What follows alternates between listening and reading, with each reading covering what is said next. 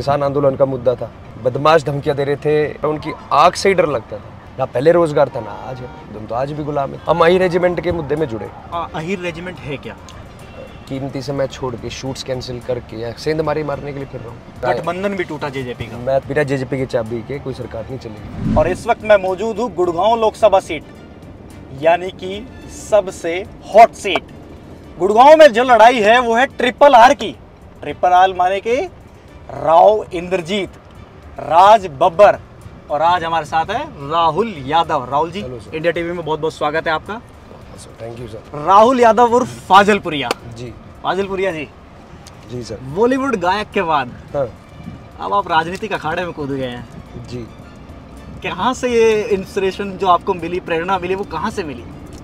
मैं बताना चाहूँगा कि सर बॉलीवुड के साथ साथ, संगीत के साथ साथ हम समाज सेवा में जुड़े रहते थे।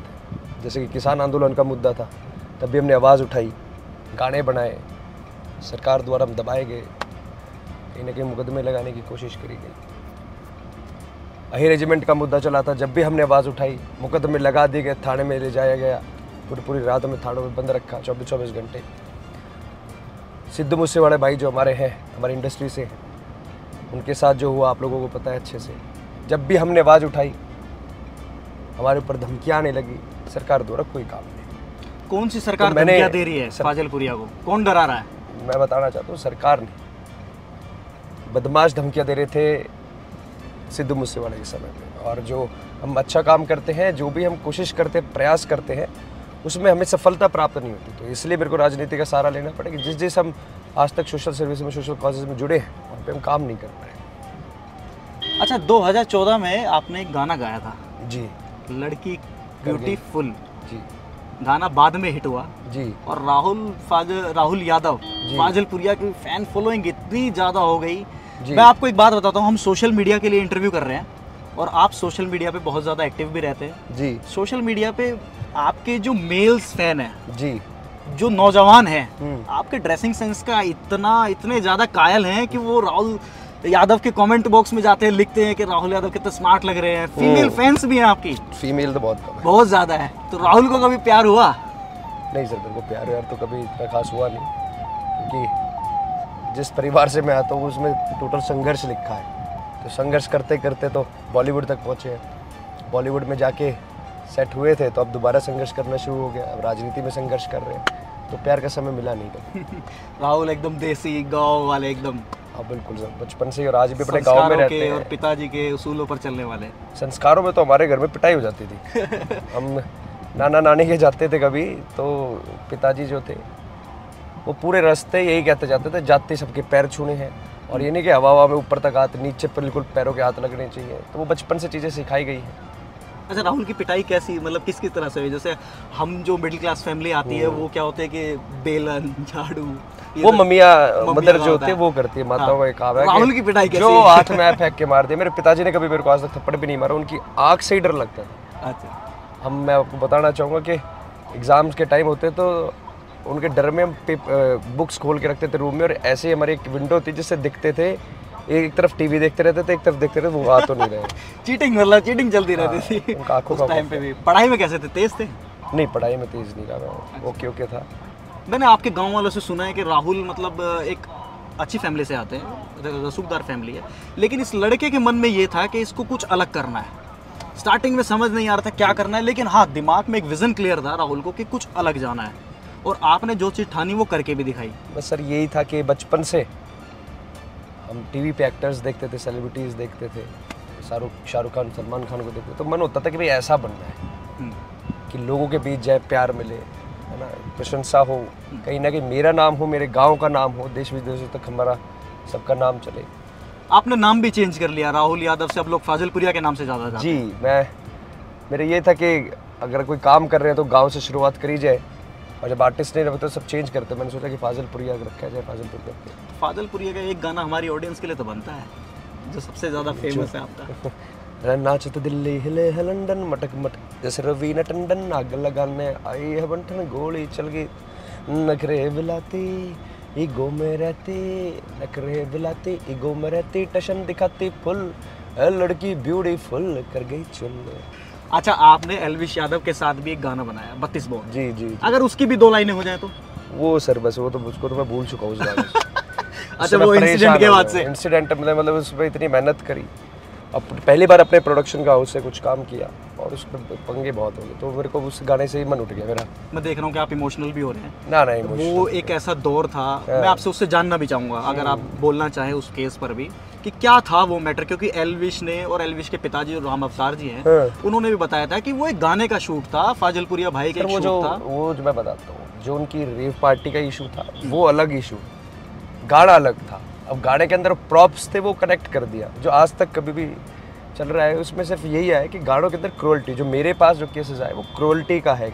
हमारे उसके और उसके पार्टी का शूट का कहीं तक कोई लेना देना नहीं। ना आज तक मेरा नोएडा पुलिस से कोई कांटेक्ट है, ना मैं कभी बुलाया, ना हमारा उसमें कोई नाम। एल्विश को फंसाया गया? सर ये तो वो जाने उनका। आप काफ़ी समय से जानते हैं, बहुत अच्छे मित्र भी हैं। सर मित्र हैं, लेकिन इस बारे में कभी बात नहीं हुई। एक होता है ना कि अंदर से कि नहीं यार ये लड़का तो लगता तो नहीं था, मैंने तो पहले भी बोला था कि भाई हमें तो नहीं लगता ना, हमने कभी ऐसे कभी देखा इस तरीके का काम करेगा। और हमें तो पता ही अब लगा था जब ये केस वगैरह था कि सांप कभी जहर होता है जिसके से नशे होते हैं। हम तो बचपन से देखते हैं कि काटती मर जाती। दुख हुआ कि पहली बार कोई प्रोडक्शन हाउस से काम किया और दुख किसी की तो बुरी होता ही है नज़र यार, लग आप गई। किसी चीज़ पे मेहनत करो, घर से पैसे लगाओ और फिर उसके ऊपर इस तरीके की बातें हो और जो चीज़ आप कर रहे हो, जो काम कर रहे हो वो खराब हो तो बुरा तो लगता ही है। अच्छा, आपने, मैं देख रहा हूँ ये टैटू बनवाया है, ये शिव, किस चीज़ शिव। का है? अच्छा, शिव। मैं महादेव का बहुत बड़ा भगत रहा हूँ। अच्छा अच्छा अच्छा, आपने यहाँ एकदम यूनिक ये टैटू बनवाया सर है। ये नस होती है दिमाग की जो चलती है और जिस ओ, मतलब इसके पीछे एक लॉजिक है प्रॉपर? लॉजिक है सर। ये जो नसें हैं यहाँ पे हमारे दिमाग की इधर होती है, मेरी ये वाली नसें बहुत खड़ी रहती है, ये और ये दिखेंगे। अच्छा अच्छा, तो उनको शांत करने के लिए शिव जी का नाम लिखवाया है, उन पर ज़्यादा फोकस रहे, ज़्यादा दिमाग चले। महादेव का आशीर्वाद बना महादेव है। का, मेरे ऊपर महादेव का आशीर्वाद। अच्छा, आप इतने डैसिंग हैं और मतलब सोशल मीडिया की बात कर रहा हूँ मैं। जी आज का दौर राजनीति का ऐसा आया है, जैसे आपकी पार्टी से दुष्यंत चौटाला, जी वो भी मतलब बहुत अच्छी पर्सनालिटी है उनकी भी। जी। आप देख रहे होंगे राजस्थान से एक लड़का है निर्दलीय विधायक रविंद्र भाटी, रविंद्र भाटी, जानते हैं आप? जी जान, कभी मुलाकात हुई हो? ये बातचीत हुई है फोन पे। उनकी फैन फॉलोइंग इतनी है कि मतलब भीड़ लग जाती है, वो जहाँ जाते हैं वो भीड़ लग जाती है आप उनकी। पता है क्या, जो पहले के नेता रहे हैं, चाहे वो राजस्थान में हो, चाहे हरियाणा में हो, चाहे और भी कहीं हो, उन नेताओं ने काम करना बंद कर दिया है। और मैं तो कहूँगा कि लोकसभा के अंदर, विधानसभा के अंदर, क्षेत्र के अंदर युवा इसलिए आगे बढ़ रहे हैं, युवा को इसलिए पसंद किया जा रहा है क्योंकि उनकी साफ नीयत है, साफ सोच के साथ और काम करने के इंटेंशन से वो आगे बढ़ रहे हैं। वो बता रहे हैं कि जो काम पीछे इतने सालों में नहीं हुए वो हो सकते हैं और बहुत ईजीली हो सकते हैं अगर कोई करना चाहे तो। सरकार पैसे देती है, ग्रांट आती है, ज़मीनें मिलती है, लेकिन वापस कर दी जाती है। यूनिवर्सिटी की बात करें, चाहे हॉस्पिटल की, चाहे सरकारी स्कूल की। आज देश को ज़्यादा 75 साल हो गए, लेकिन फिर भी गुलामों वाली ज़िंदगी है। देश आज़ाद होने से पहले भी शिक्षा नहीं थी, आज भी नहीं गवर्नमेंट की तरफ से। देश आज़ाद होने से पहले भी चिकित्सा नहीं थी गवर्नमेंट की तरफ से, आज भी नहीं है। ना पहले रोज़गार था, ना आज है। तो फिर हम कहाँ से आज़ाद हों? तो आज भी गुलाम है। जब हमें खुद अपने पैसे से कमा के सारी चीज़ें करनी है, फिर गवर्नमेंट का क्या फ़ायदा? गवर्नमेंट को जो वोट करने जा रहे हैं, तपती दोपहरी में वोट मांगते हैं, उनसे फ़ायदा क्या हो रहा है? आज 20 साल से हमारे राजा साहब इस लोकसभा के सांसद रहे हैं, मंत्री भी रहे हैं, मैंने भी वोट करी है। एक उम्मीद से करते हैं कि भाई सुख दुख में हो। पिछले 3 बार से सांसद है। मेरे को उनका सबसे बड़ा दुख क्या हुआ कि हम अही रेजिमेंट के मुद्दे में जुड़े, हमने जेल अच्छा, काटी। 1 मिनट में बीच में टोक रहा हूँ। अहीर रेजिमेंट है क्या? जो लोग नहीं जानते एक बार उनको बताना बताइए कि अहीर चाहूँगा कि रेजिमेंट है क्या? रेजांगला के अंदर जो हमारे जवान शहीद हुए थे, उनके लिए वो एक आवाज़ उठाई थी कि उसमें सबसे ज़्यादा अहीर थे, कि उनके लिए एक रेजिमेंट बनाई जाए। सबकी रेजिमेंट है, एक गुजर कौम की नहीं है और एक अहीरों की नहीं है। तो उसके लिए एक आवाज़ उठाई गई थी कि भाई हमारे शहीदों को सम्मान मिलेगा और इनके लिए एक रेजिमेंट बनाई जाए जिससे ज़्यादा से ज़्यादा और लोग मोटिवेट हो और जुड़े। इसके लिए आवाज़ उठाई थी, धरने दिए थे, उस धरने में हम भी साथ रहे थे। और उसके बाद जब हमारे ऊपर केसेस लगे, मुकदमे हुए, तो कोई बोलने नहीं आया, ना कोई छुड़वाना, कोई थाने में फ़ोन करे, ना कोई हौसला बढ़ाने आया। हमने तो ये कहा था कि ज़मीनी स्तर पे हम मेहनत कर रहे हैं, आप देश की सबसे बड़ी पंचायत में, वहाँ पे आप आवाज़ उठाओ।